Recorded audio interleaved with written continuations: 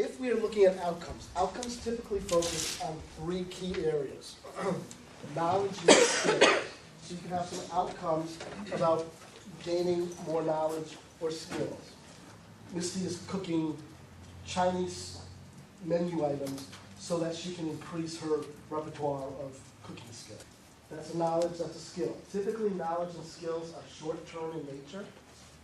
So some of the action steps to make that happen would probably take a class and be practicing that. You may have to have some action steps that are related to saving money for that class. Okay. There'd be some transportation action steps to get to and from class. Okay. Probably would happen in a year.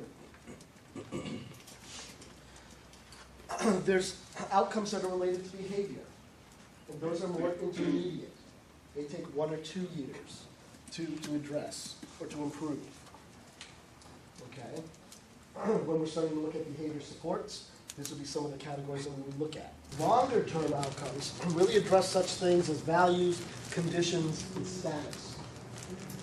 So if we're dealing with someone wants to get a job in a particular field, some of the examples we give, Joe wants to be a car mechanic. Joe is a car mechanic at the local garage. We're going to be spending a lot of time helping that happen. It's going to take more time, so your action steps once again are changing based on what's going on. If we're looking at conditions, typically if we're dealing with people who have medical conditions or a condition of their life and moving from poverty, those are going to take time. And so we're going to address that. Okay? We haven't really talked about outcomes from this standpoint before, but I think it's going to help us as we start to figure out what do we need to be looking at. And these are typically where we'll see outcomes falling into these 3 categories: knowledge and skills, behavior, or value, condition, and status.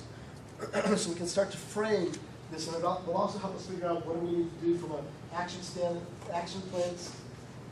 step standpoint and a measurement standpoint.